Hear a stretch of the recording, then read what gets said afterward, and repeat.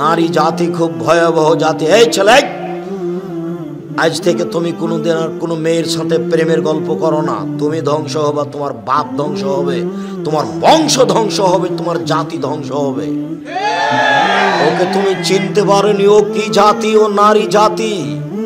তুমি ওকে চিনতে পারোনি, তোমাকে ধ্বংস করার জন্য এসেছে। তুমি ধ্বংস হবা, তোমার বাপ ধ্বংস হবে, তোমার বংশ ধ্বংস হবে, তোমার জাতি ধ্বংস হবে, কেউ রক্ষা পাবা না।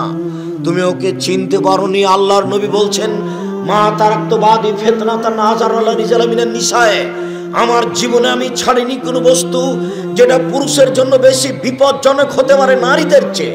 আমার জীবনে আমি ছাড়িনি কোনো বস্তু যেটা পুরুষের জন্য বেশি বিপজ্জনক হতে পারে নারীদের চেয়ে। আমার জীবনে আমি ছাড়িনি কোনো বস্তু যেটা পুরুষের জন্য বেশি বিপজ্জনক হতে পারে নারীদের চেয়ে। নারী হচ্ছে পুরুষের জন্য সবচেয়ে বেশি বিপজ্জনক বস্তু। মুহাম্মদ সাল্লাল্লাহু আলাইহি সাল্লাম বলেন, ও নারী জাতি, মা রায় তো আমি দেখিনি তোমাদের চেয়ে কাউকে আযহাবাইল রাজুলিল হাজিম, যে বুদ্ধিমানের বুদ্ধিকে নষ্ট করতে পারে। তোমরা এমন জাতি যে বুদ্ধিমানের বুদ্ধিকে নষ্ট করতে পারো।